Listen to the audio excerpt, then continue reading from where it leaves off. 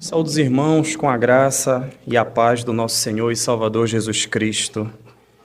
Convido os irmãos a abrirem a palavra do nosso Senhor, a segunda carta do apóstolo Paulo aos Coríntios, capítulo 8.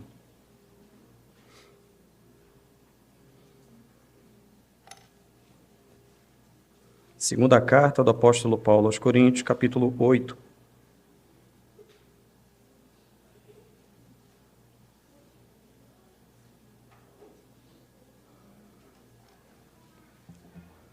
A porção que leremos hoje é do versículo 1 ao versículo 15. 2 Coríntios 8, do 1 ao 15. A oferta das igrejas da Macedônia para os pobres da Judéia.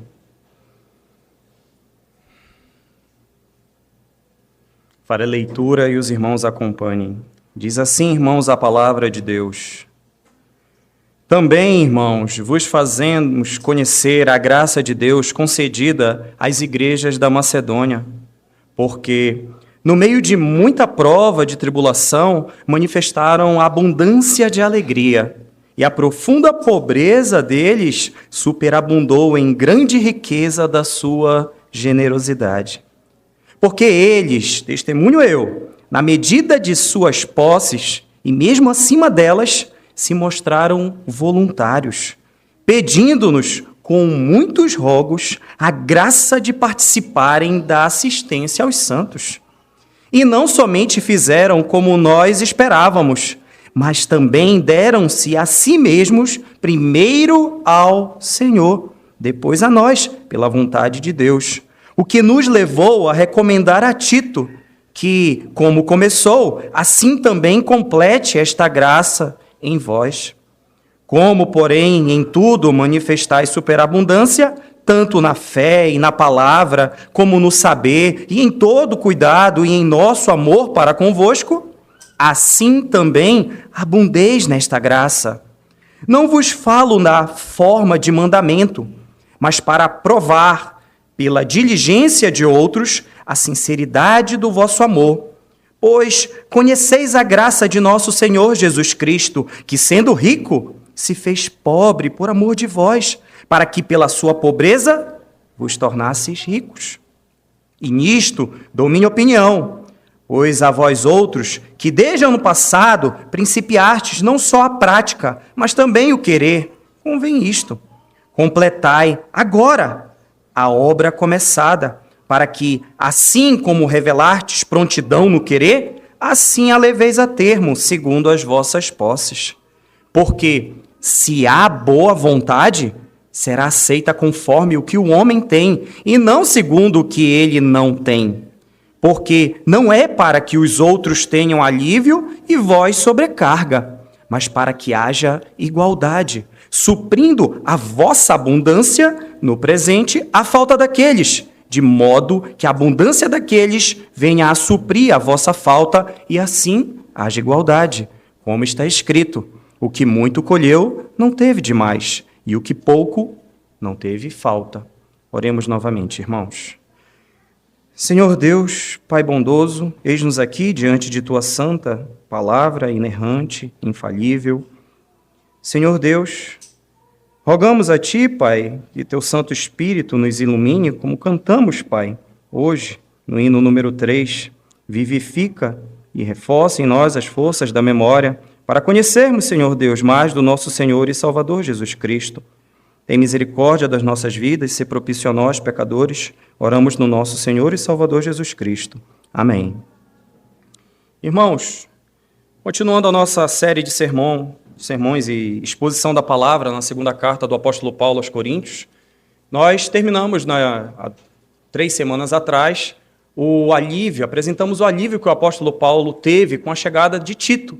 Ele estava angustiado, ele havia enviado uma carta, aquela igreja estava ali questionando a apostolicidade do apóstolo Paulo, estava negando que ele era de fato um líder, e ele precisou enviar uma carta mais severa para que aqueles irmãos voltassem os olhos e reconhecessem ele como um verdadeiro apóstolo. Ele, que era pastor daquela igreja, que fundou aquela igreja, ele precisava restaurar, ele precisava reatar relacionamentos. Nós vimos na última pregação, aqueles que estavam aqui, que ele ficou angustiado, porque ele achou que ele pesou a mão. Mas, na verdade, aquela carta serviu para arrependimento dos irmãos que perceberam que eles estavam errados e arrependimento para alegria, arrependimento para a salvação. Então, a partir do final do versículo 7, quando ele diz, alegro-me porque em tudo posso confiar em vós, versículo 16 do capítulo 7, o apóstolo Paulo nada mais fez do que, nossos relacionamentos foram reatados, parece que está tudo bem entre a gente. Agora a gente pode continuar tocando as coisas da igreja, certo? E aí ele começa o capítulo 8, retomando um assunto de um ano atrás, a gente vai ver isso aqui, um ano atrás ele tinha tentado levantar ofertas para as igrejas em Jerusalém. Aqui, irmãos, ele vai trazer a igreja no capítulo 8 e no capítulo 9, ele vai falar sobre recolhimento de recursos para prover na vida de irmãos pobres, da igreja em Jerusalém que estava em tribulação. A igreja que estava passando por uma fome severa naquele ano de 55, 56, 57. Não se sabe ao certo o motivo da fome naquele período, mas o fato é que a igreja em Jerusalém estava sofrendo com falta de recursos. E o apóstolo Paulo, que foi chamado para os pobres, ele estava ali, falando com a igreja através dessa segunda carta, rogando aos irmãos que fizessem a coleta para o suprimento. Logo após de resolver as questões com a igreja, de ter recebido essas informações, ele estava ali. Eu vou agora retomar as atividades normais. Isso acontece normalmente nas igrejas. Nós, por vezes, fazemos planejamento para tentar atender algum projeto, algum planejamento, e as circunstâncias do dia a dia nos tiram da rota. Precisamos resolver primeiro outras coisas para que depois a gente realinhe e retome aquela caminhada. É isso que o apóstolo Paulo faz aqui, a partir do capítulo 8 e capítulo 9. Ele traz à tona a necessidade da igreja em Jerusalém, que estava lá em dificuldade. É por isso que hoje nós teremos o ensino sobre a generosidade e a mordomia cristã. Como nós temos servido as demais igrejas, como nós temos servido dentro da igreja. O ensino que o apóstolo Paulo traz, sim, é falando de dinheiro. Um assunto que muitas vezes é delicado. Falar de dinheiro no púlpito hoje em dia, infelizmente, se tornou um tabu. Eu até comentei com o pastor, poxa, pastor, eu vou falar de dinheiro hoje. Tá bom, eis-me aqui. Mas a verdade é que a palavra de Deus fala sobre tudo isso, e não deve ser um tabu. Nós devemos sim ter sabedoria, mansidão, rogar ao Senhor discernimento para lidar com os recursos que pertencem ao Senhor. E aqui ele está trazendo uma necessidade, nos ensinando como nós devemos fazer com ele. E algumas perguntas que nós precisamos responder no final do sermão irmãos, nós somos generosos? Se os irmãos pararem para pensar, há generosidade no coração? Nós damos além das nossas posses ou nós damos somente aquilo que está ali alinhado? Nós temos posses ou nós não temos nada e por isso, já que a gente não tem nada, a gente não entrega? Nós exercemos Mateus 6,33. Buscai, pois, em primeiro lugar, o reino de Deus e a sua justiça. Como é que esse pequeno trecho fala conosco? O que podemos aprender com os nossos irmãos lá na Macedônia, que é onde o apóstolo Paulo coloca aqui e de onde ele escreveu? O texto diz isso para a gente. Então eu convido os irmãos a observarem o texto dentro do contexto para que a gente possa aprender e meditar através do tema generosa contribuição. Esse é o tema do nosso sermão, generosa contribuição. Nós vamos passar por 3 pontos, versículo 1 ao versículo 7. Nós devemos observar nesse texto que a generosa contribuição, em primeiro lugar, precisa ser estimulada. Ela está no versículo 1 ao versículo 7. Em segundo lugar, essa generosa contribuição, ela precisa ser reconhecida no Senhor Jesus. Isso está no versículo 6, 8 e 9. E a generosa contribuição, do 11 ao 15, ela precisa ser ativa e voluntária. Esses são os nossos 3 pontos.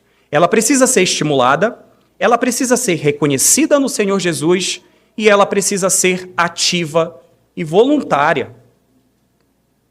Olhando para o texto, o versículo 1 diz: também, irmãos, vos fazemos conhecer a graça de Deus concedida às igrejas da Macedônia, porque no meio de muita prova de tribulação, manifestaram abundância de alegria, e a profunda pobreza deles superabundou em grande riqueza da sua generosidade. Versículo 1 e 2.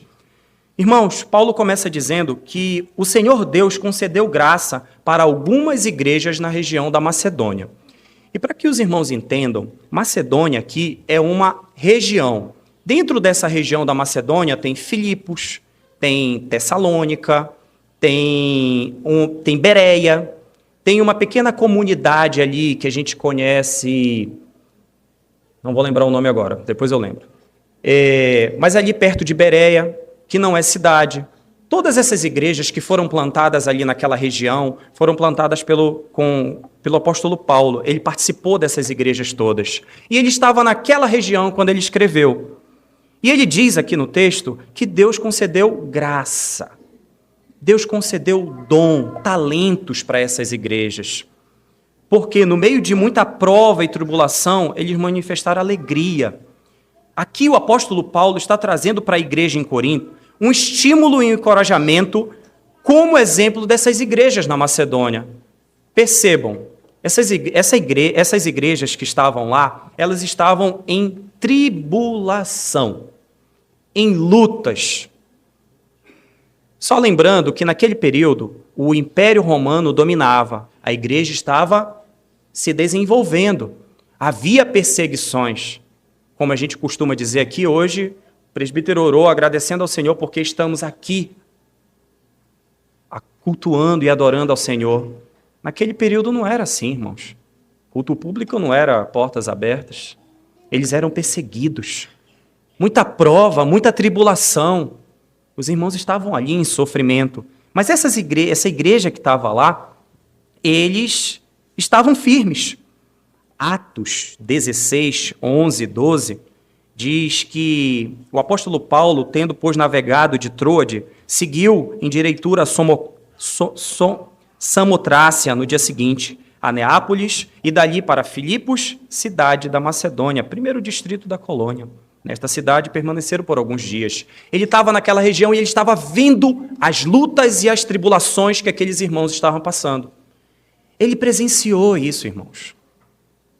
Muitas vezes é fácil para a gente ler que determinada igreja, saber que determinado irmão está em luta e provação, mas a gente não está vendo. Mas o apóstolo Paulo era testemunha disso. Ele elogia os macedônios com o propósito de motivar a igreja em Corinto. Ele traz a ideia da vivência daqueles irmãos na Macedônia para dizer, olha, eles lá estão sofrendo, mas eles estão felizes.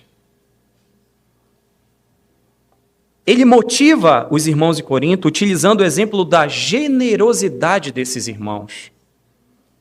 O objetivo do apóstolo Paulo era instigar ainda mais a igreja em Corinto para que eles fizessem da mesma maneira.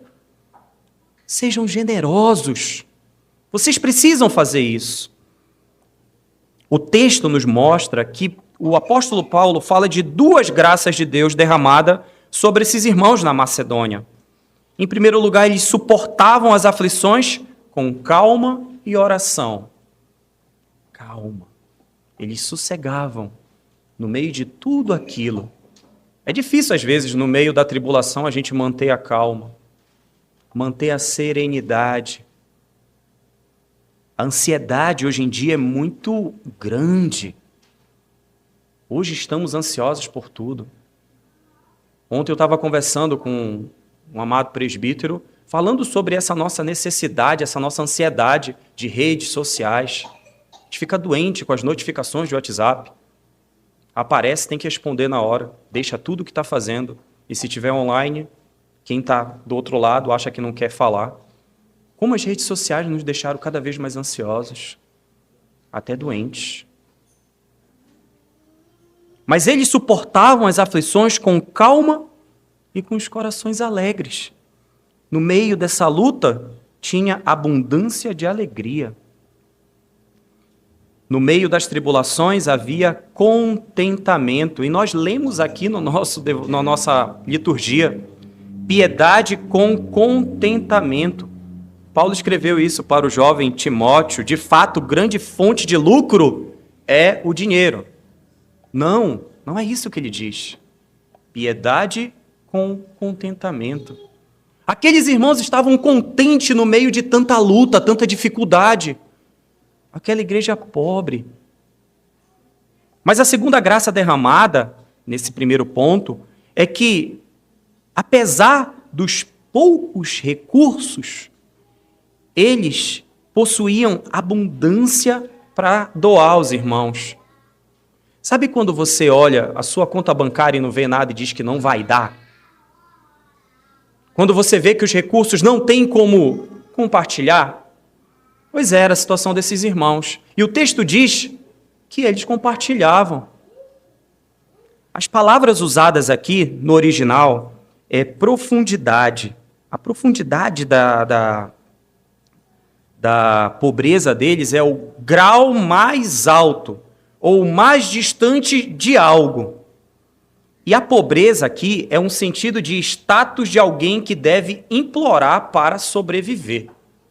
Essa é a ideia da palavra usada, profunda pobreza. Alguém que estava longe de recursos, alguém que implorava para sobreviver. E um fato também é que naquele período, irmãos, não existia classe média. Classe média é algo de anos atrás. Ou era extremamente pobre, ou eles eram ricos. Não tinha o meio termo como nós vemos hoje. Era alguém que implorava para sobreviver. É dentro desse sentido que superabundou a grandeza da riqueza, da generosidade daqueles irmãos. Irmãos, faltar. Eu falei para algum irmão há um tempo atrás, a necessidade dói. Esse status de alguém que deve implorar para sobreviver não é algo fácil, que você consiga piedade com contentamento. Mas era isso que é isso que o texto diz, era essa maneira que os irmãos estavam passando.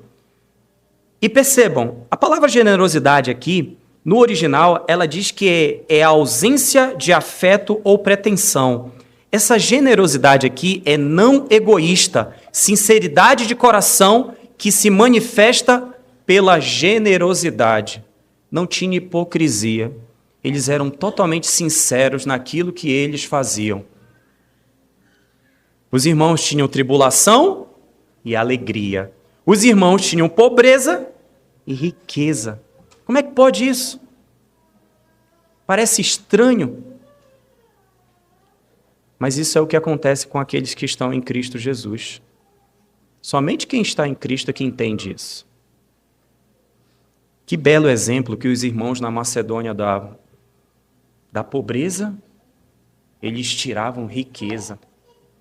Na nossa matemática parece que não bate. A generosidade dos macedônios é um reflexo, meus irmãos, total do sacrifício do Senhor Jesus. O Senhor Jesus, sendo rico, se fez pobre por nós. Ele entregou a sua vida para que pudéssemos ser enriquecidos pela sua graça. O sacrifício daqueles irmãos é um reflexo, um espelho do que o Senhor Jesus fez por todos nós. Ao praticarmos a generosidade, meus irmãos, nós espelhamos o sacrifício de Cristo nas nossas próprias vidas. O sacrifício feito na cruz para nos conceder a salvação eterna vem por meio do Senhor Jesus. O apóstolo Paulo afirma que ambas as atitudes são obras do Senhor, pois os homens rapidamente, meus irmãos, fracassam quando não são sustentados pelo Espírito Senhor. O Espírito do Senhor, o Senhor que é o autor e consumador da nossa fé.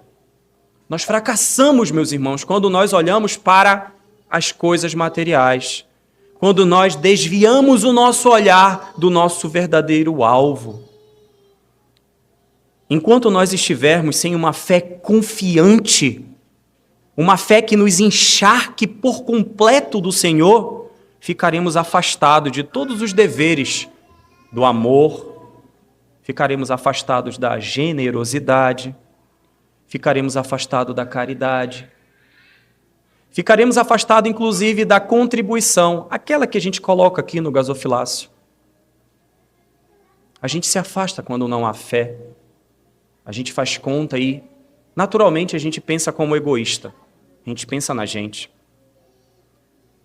Paulo nos mostra, meus irmãos, que os pobres irmãos na Macedônia, na medida de suas posses e até mesmo acima delas, contribuíram. Versículo 3. Porque eles, testemunho eu, na medida de suas posses e mesmo acima delas, se mostraram voluntários, pedindo-nos, com muitos rogos, a graça de participarem da assistência dos santos. O contexto histórico, meus irmãos, nos diz que Paulo escreveu essa carta quando estava na Macedônia, na sua terceira viagem missionária. E ele estava presente, ele ouviu aqueles irmãos pobres pedirem, e aqui com muitos rogos, é suplicar. Paulo, a gente quer ajudar, a gente quer doar. É como se pegasse no ombro dele, sacudisse, ei, deixa a gente, mas vocês são pobres. Não, a gente quer. Irmãos, percebam, hoje em dia, a liderança de quase todas as igrejas precisa vir para cá para dizer, igreja, precisa disso, disso, disso, disso. Isso tem que estar no coração da igreja.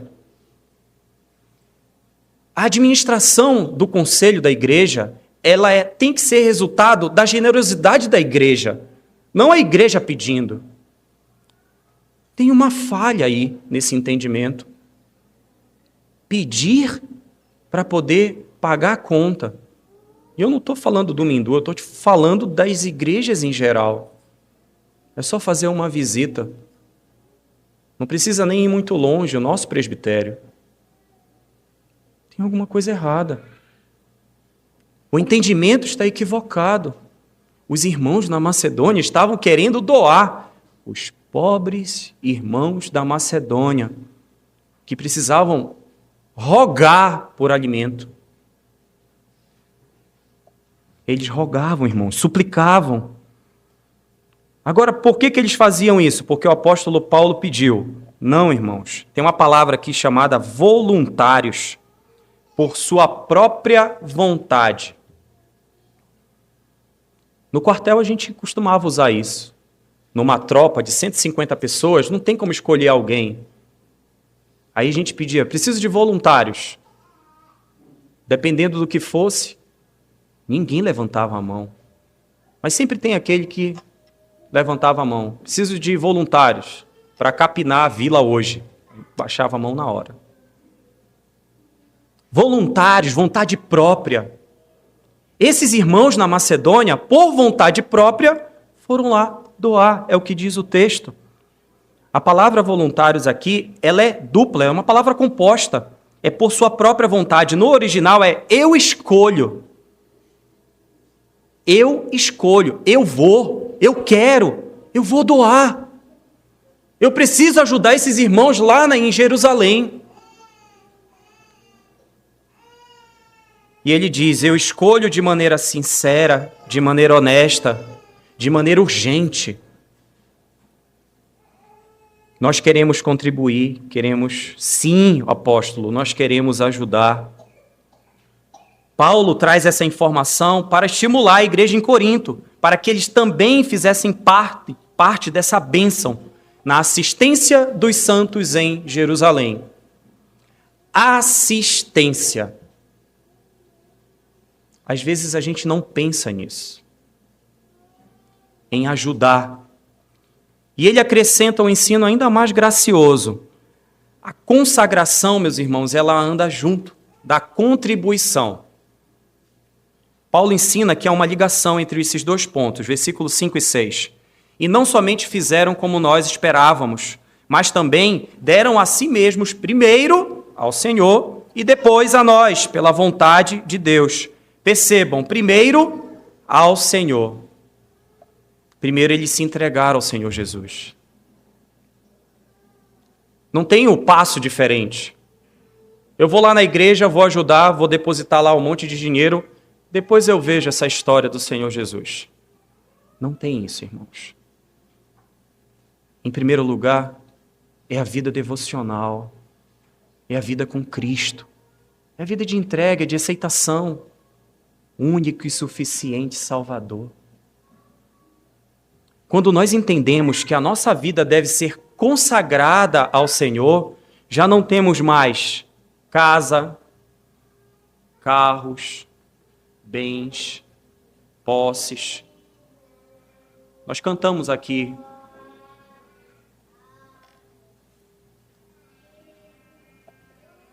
Bendito seja sempre o Cordeiro, Filho de Deus, raiz de Davi. Bendito seja sempre seu nome. E a nós só nos cabe em tudo dedicar oferta suave ao Senhor. Dons e talentos queremos consagrar. E a vida no teu altar para teu louvor. Acabamos de cantar isso aqui. Quando nós entendemos que a nossa vida é de consagração total ao nosso Senhor Jesus, nosso carro não é mais nosso. Na verdade, nunca foi. A nossa casa nunca foi nossa. E tudo pertence ao Senhor. E a gente coloca à disposição dele. Isso responde uma das nossas primeiras perguntas. Nós somos generosos? Esses irmãos confiaram as suas vidas ao Senhor Jesus e, consequentemente, os bens e recursos que possuíam, passaram a servir ao reino. Tudo, irmãos, tudo pertence ao Senhor. Mas nós somos apegados. Nós crescemos assim. Não vos amoldeis com o presente século, mas antes renovai-vos pela renovação da vossa mente. Nós somos levados dessa maneira. Um exemplo dessa consagração está presente em Lucas 19, versículo 1 ao 10. Eu convido os irmãos a abrirem. Conhecem?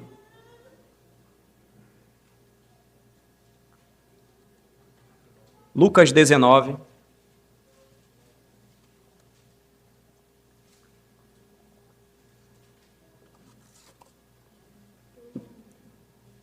A história do famoso Zaqueu. Percebam, Zaqueu era um homem maioral dos publicanos e rico. Versículo 3. Procurava ver quem era Jesus, mas não podia por causa da multidão, por ser ele de pequena estatura. Então, correndo adiante, subiu a um sicômoro, subiu uma parte mais em cima, e a fim de vê-lo, porque ali havia de passar. Quando Jesus chegou àquele lugar, olhando para cima, disse: Zaqueu, desce depressa, pois me convém ficar hoje em tua casa. Ele desceu a toda pressa e o recebeu com alegria, é o que diz o texto. Todos os que viram isto murmuravam, dizendo que ele se hospedara com um homem pecador. Entre mentes, Zaqueu se levantou e disse ao Senhor: Senhor, resolvo dar aos pobres a metade dos meus bens, e se em alguma coisa tenho defraudado alguém, restituo 4 vezes mais. Então Jesus lhe disse: Hoje houve salvação nesta casa, pois que também este é filho de Abraão, porque o Filho do Homem veio buscar e salvar o perdido. Irmãos, Zaqueu se desapegou dos seus bens, se desapegou dos seus ídolos. Isso é dom, isso é graça concedida ao Senhor. Somente após a conversão do bolso de Zaqueu é que o Senhor Jesus afirma: hoje houve salvação nesta casa. Aí vem a pergunta: nossos bolsos já foram convertidos? Falar de dinheiro, às vezes, é um tabu. Esse estímulo dos macedônios encorajam até Paulo, que reenviou Tito, versículos 6 e 7. Ele ficou tão feliz com aquele exemplo que ele, nos levou a recomendar a Tito, versículo 6, que, como começou, assim também complete esta graça entre vós. Tito já havia conversado sobre essa oferta. Ele já tinha iniciado essa ideia da coleta, mas algumas questões pararam o assunto. E no versículo 11, Paulo volta ao versículo 7, capítulo 7, versículo 11, que nós pregamos na semana retrasada. Voltem um pouquinho de 2 Coríntios, por gentileza. Capítulo 7, versículo 11, o apóstolo Paulo falou para eles, para os irmãos em Corinto: porque quanto cuidado não produziu isto mesmo em vós, que segundo Deus fostes contristados. Que defesa, que indignação, que temor, que saudades, que zelo, que vindita. Em tudo deste prova de estardes inocente neste assunto. Quando o apóstolo Paulo fala isso no capítulo 7, ele estava feliz com aqueles irmãos que estavam ali do lado dele. E agora, no 7 do capítulo 8, ele diz: como, porém, em tudo vocês já manifestaram superabundância, tanto na fé ao me defender, na palavra como no saber, em todo cuidado e em nosso amor para convosco, assim também vocês participem dessa coleta, abundem desta graça, participem, vejam nossos irmãos na Macedônia. Vamos mexer no bolso. Corinto, igreja em Corinto. A generosidade, meus irmãos, ela precisa ser estimulada. Esse é o nosso primeiro ponto. É isso que o apóstolo Paulo faz aqui. Mas ela só pode ser reconhecida por meio do nosso próprio Redentor e Salvador Jesus Cristo. É o nosso segundo ponto. Versículo 8 e 9. A generosidade, ela deve ser reconhecida em nosso Redentor. Versículo 8 diz: não vos falo na forma de mandamento, mas para provar pela diligência de outros a sinceridade do vosso amor. Pois conheceis a graça de nosso Senhor Jesus Cristo, que sendo rico se fez pobre por amor de vós, para que pela sua pobreza vos tornasse ricos.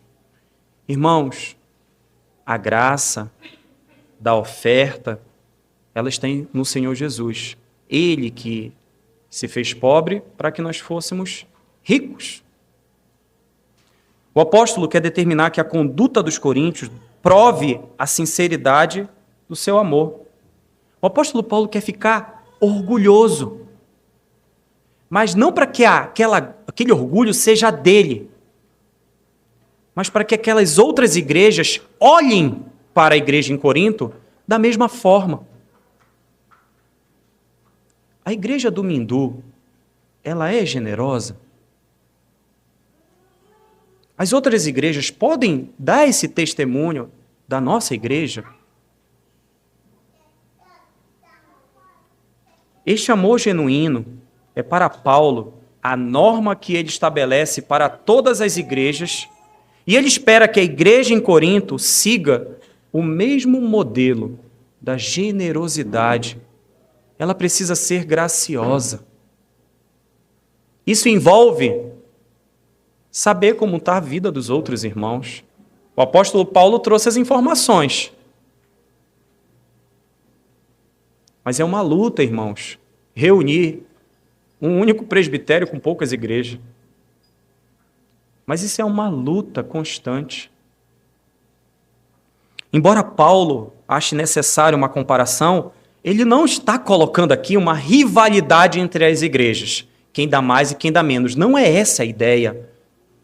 Mas é que todos participem do mesmo pão, compartilhem os mesmos recursos. Na sua primeira carta, ele fala do amor. 1 Coríntios fala do amor que não tem ciúme, não tem vanglória, não tem orgulho, não tem interesse próprio. Quando o apóstolo Paulo fala do amor, no capítulo 13 da primeira carta, o amor, meus irmãos, é sempre positivo e ele serve como modelo para ser imitado. Quantas igrejas têm sido generosas? Aqui é hora de Paulo louvar os coríntios por expressarem seu amor não a ele, mas aos santos que estavam precisando de recursos financeiros em Jerusalém. Na última pregação foi falado isso. Sê tu uma bênção, deixa Deus te usar, varão. Vai, ajuda. Seja generoso. Essa generosidade, meus irmãos, vem do próprio Senhor Jesus, versículo 9, pois conheceis a graça de nosso Senhor Jesus. Paulo direciona os leitores da segunda carta em Corinto, não para as igrejas na Macedônia, mas ele aponta para Cristo. Ele faz isso dizendo, vocês conhecem, vocês sabem o que significa isso. Vocês na igreja em Corinto tiveram essa experiência com Cristo. Vocês são servos. Viram a minha tribulação. Sabem da palavra de Deus que eu ensinei aí com vocês. É isso que ele fala.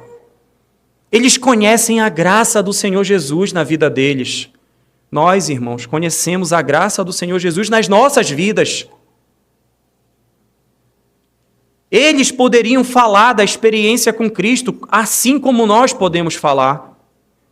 Eles pertenciam ao Salvador e recebiam dele muitas e muitas e muitas bênçãos. Diz o nosso hino 63, quantas bênçãos, dize-as quantas são.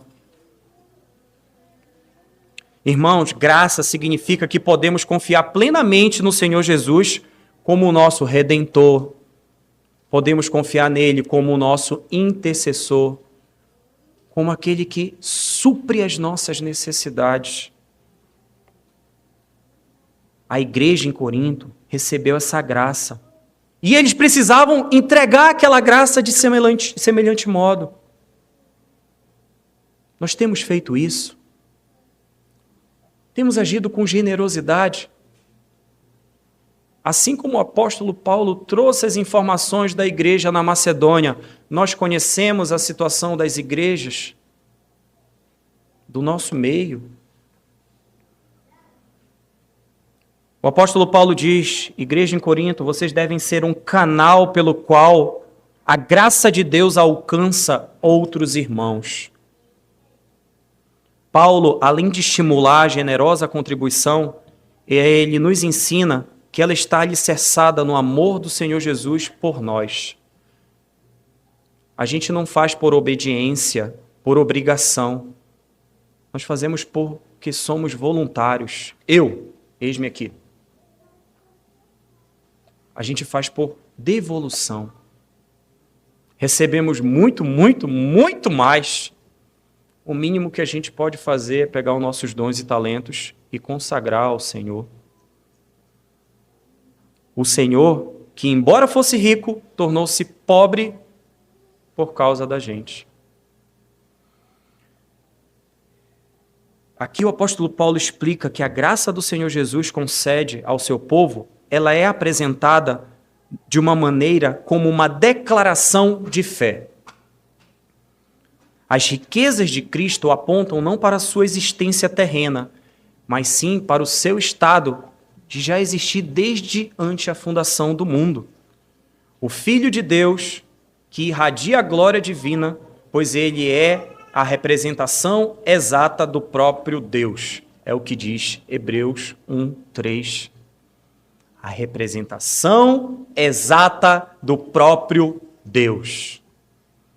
João 17, quando o Senhor Jesus faz a oração sacerdotal, ele pede ao Pai que o glorificasse com a glória que ele teve antes da criação do mundo. João 1,14, Cristo revelou a sua glória como o Filho singular do Pai.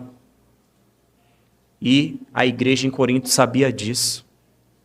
O verdadeiro Deus, aquele que morreu na cruz por mim e por vocês.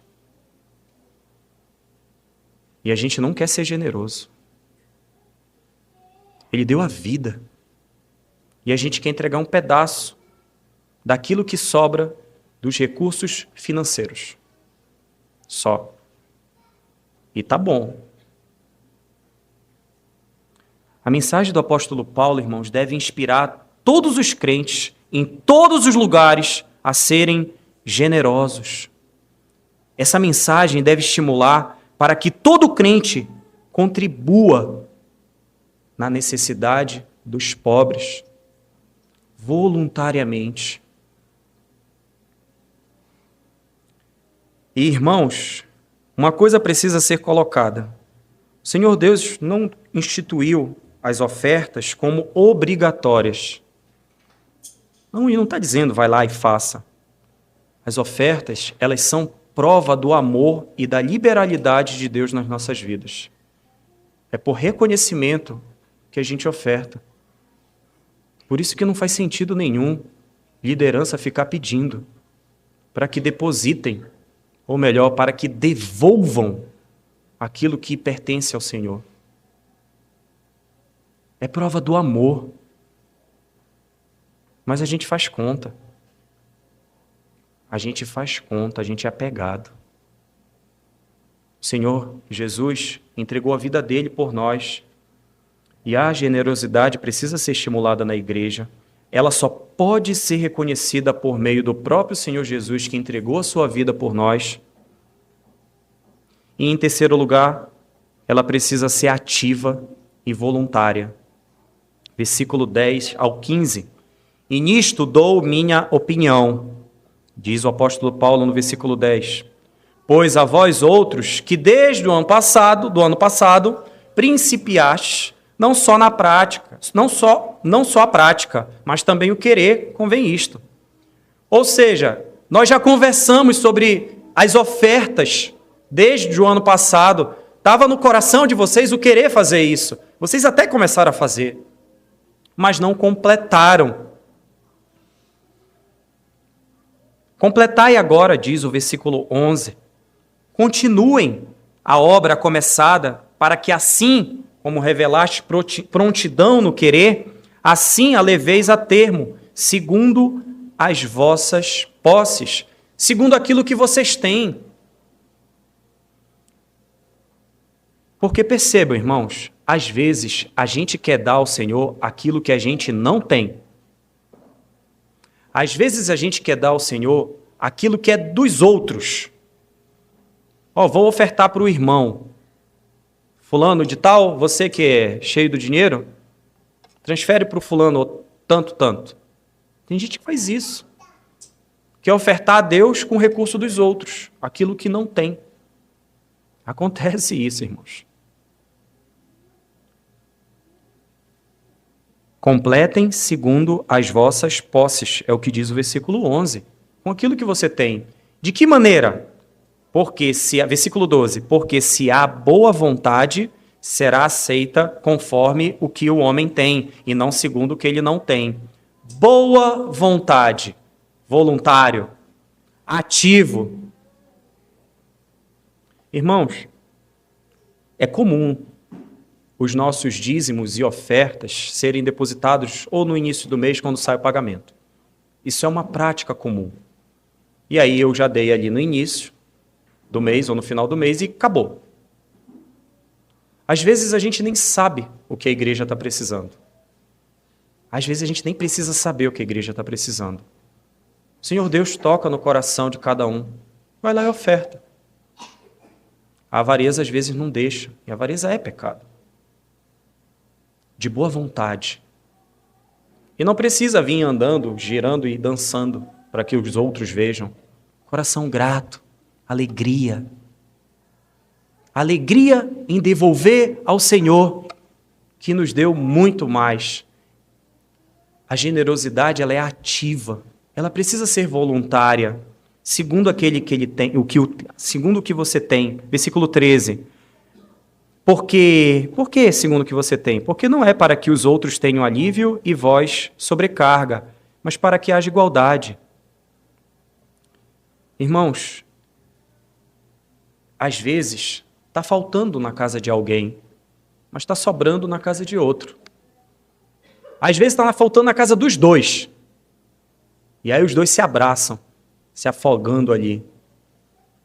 Mas se abraçam. O apóstolo Paulo coloca aqui, para os irmãos em Corinto, no versículo 14, que haja igualdade, suprindo a vossa abundância no presente, a falta daqueles, de modo que a abundância daqueles venha suprir a falta e assim haja igualdade. Ou seja, hoje, talvez esteja sobrando aí, e talvez esteja faltando em alguns. E depois vai acontecer o inverso. Vai estar sobrando em alguns e faltando em outros.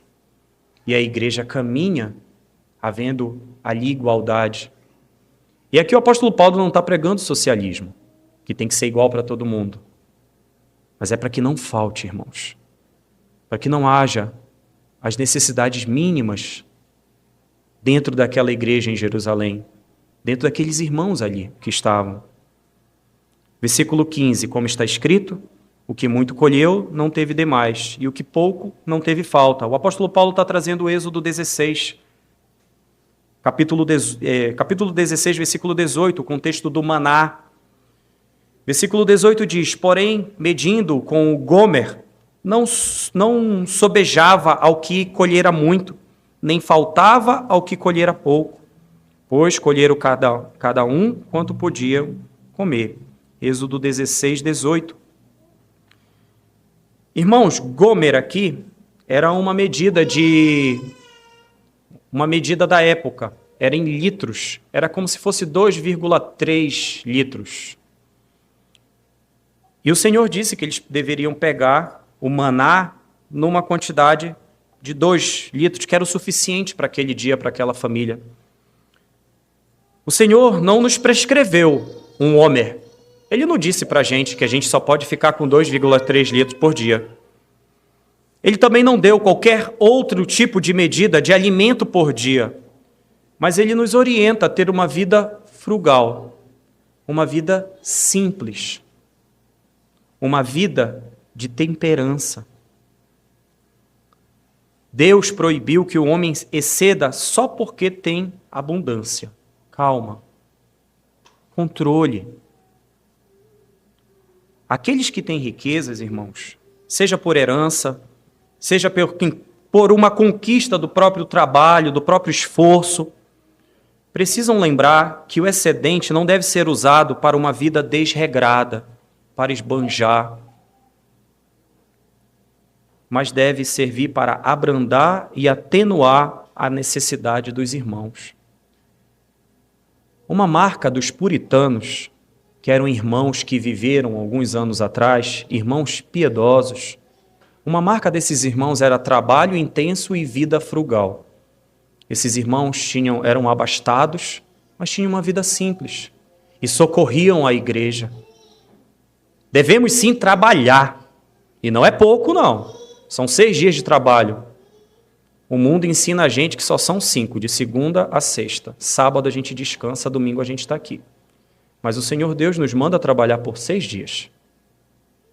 Alguns, dependendo do concurso, só 3 dias, 2 horas, que é o concurso que todo mundo quer passar.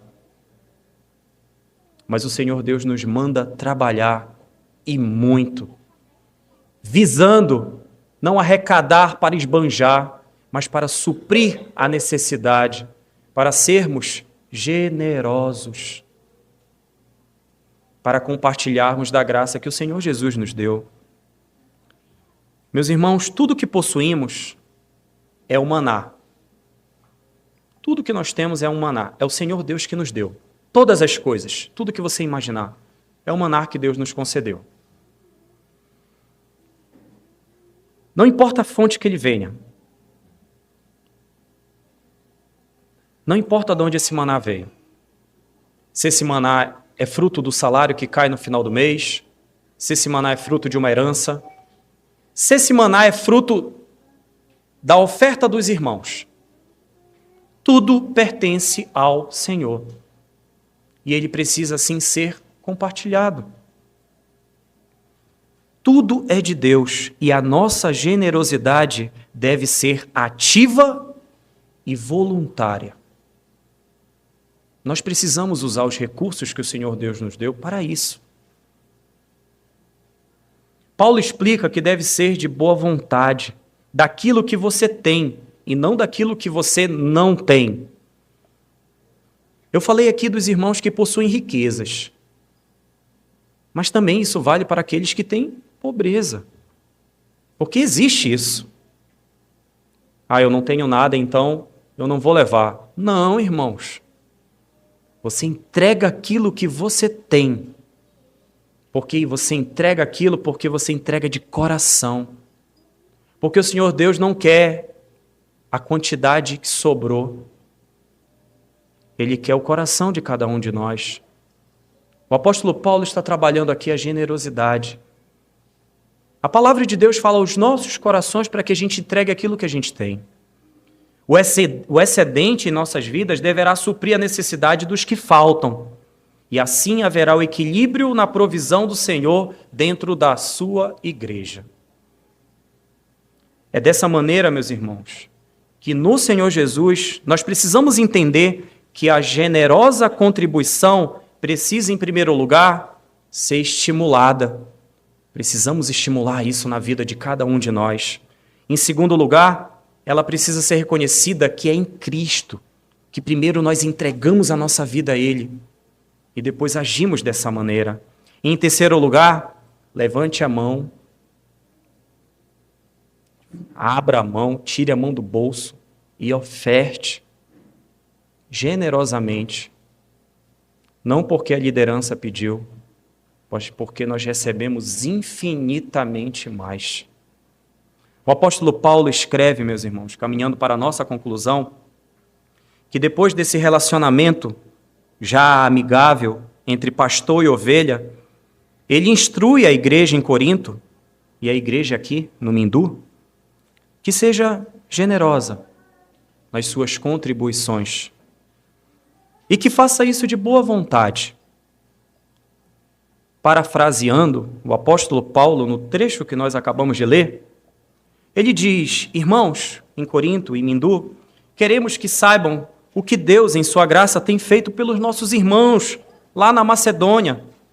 Eles têm tido muitas provas, eles têm tido muitas lutas, mas a sua grande alegria e extrema pobreza transbordaram através da sua rica generosidade.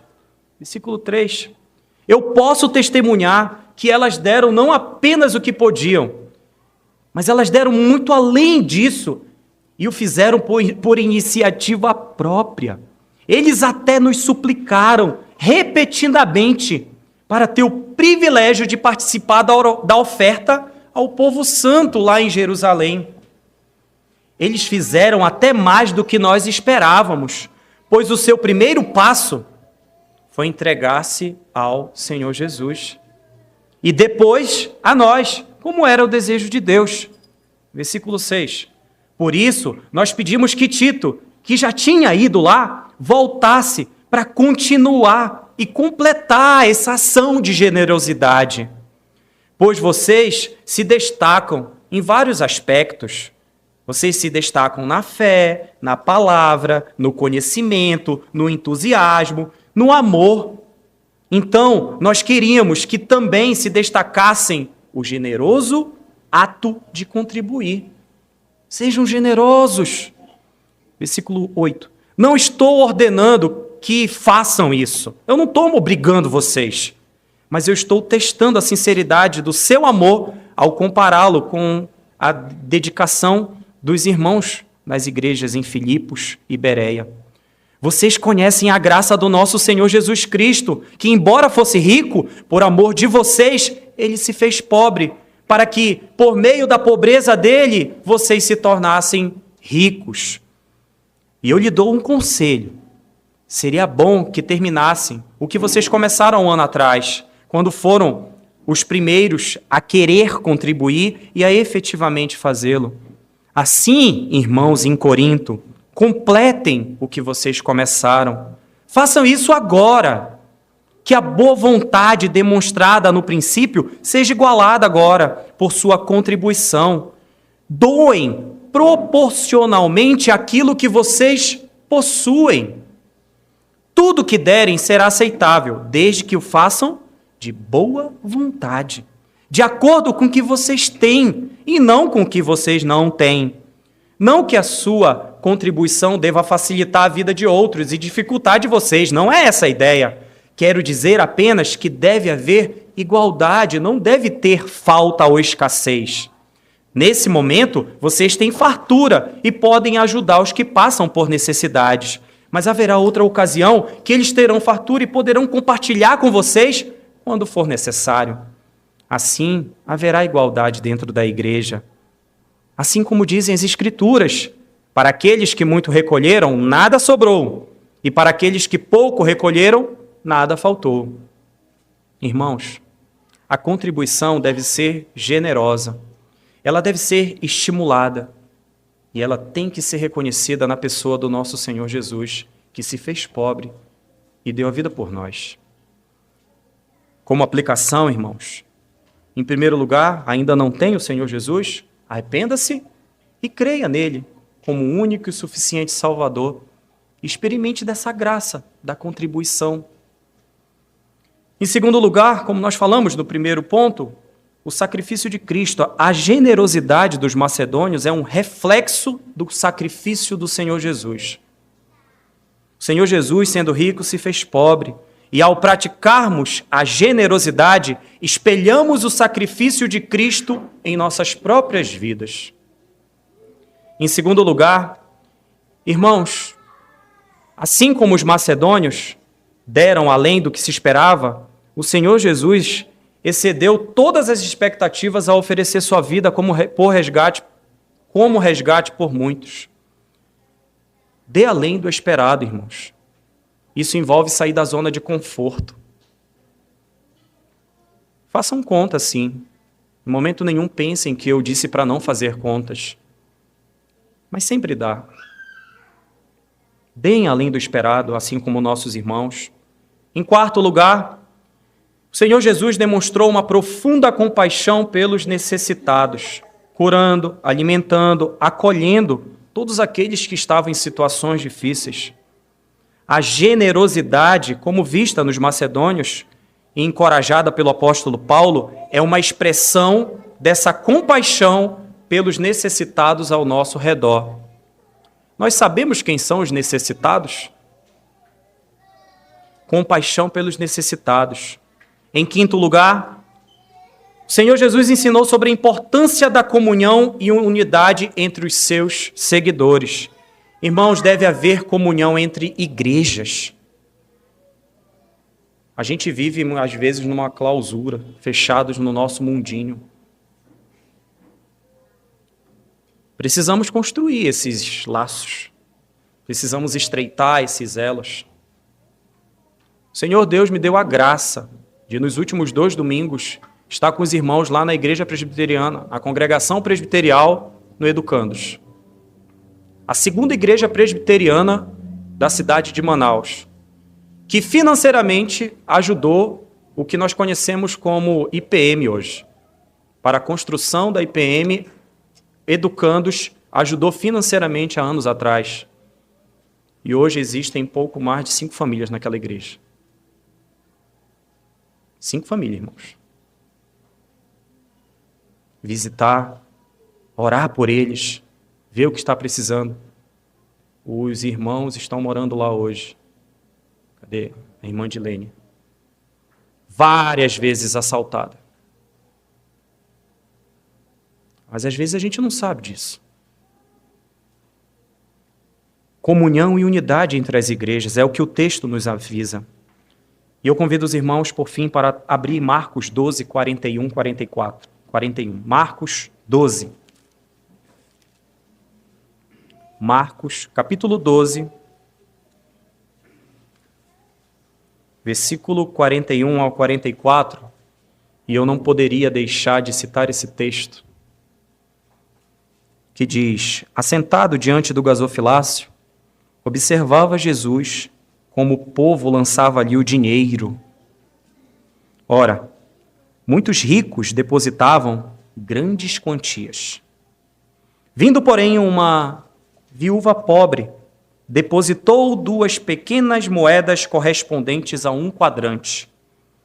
E chamando os seus discípulos, disse-lhes o Senhor Jesus: Em verdade vos digo que esta viúva pobre depositou no gasofilácio mais do que fizeram todos os ofertantes. Porque todos eles ofertaram do que lhes sobrava. Ela, porém, da sua pobreza deu tudo quanto possuía, todo o seu sustento. Irmãos, a última palavrinha aí, desse versículo 44, é traduzida na nossa Bíblia como sustento. No original, no grego, é bios, vida. Esse é o original. Essa viúva pobre, ela entregou a vida dela, é o que diz o texto bíblico. O Senhor Jesus ensina aqui que Ele não quer o nosso dinheiro, Ele quer a nossa vida. É isso que Ele exige da gente. Não tem opção, não tem mais ou menos. E a nossa vida envolve tudo aquilo que é dele e das quais nós somos mordomos. A mordomia é o tema do próximo sermão. Como nós devemos servir. Mas a verdade é que o Senhor Jesus nos exige isso. A nossa vida em consagração para a glória dele. E ainda que você faça conta, achando que não vai dar, achando que está faltando na sua geladeira, na sua conta, nos seus recursos, jamais esqueça que Ele é o nosso Senhor. Nós haveremos de cantar o hino 171. Deus proverá, não importa o que aconteça, porque eu não tenho dúvida, Ele continua sustentando cada um de nós. E é assim que nós honramos e glorificamos o nome dEle. Que a gente seja generoso para a glória daquele que nos deu a própria vida. Oremos. Senhor Deus, Pai bondoso, nós te agradecemos, Pai, no nosso Senhor Jesus, por tua graça, por tua misericórdia, pela vida entregue do nosso Senhor para nos conceder salvação e vida eterna. Senhor Deus, perdoa os nossos pecados, perdoa a nossa falha, perdoa, Senhor Deus, a nossa covardia, perdoa a nossa avareza, Pai. Perdoa porque nós, muitas vezes, não agimos como voluntários, nem de boa vontade.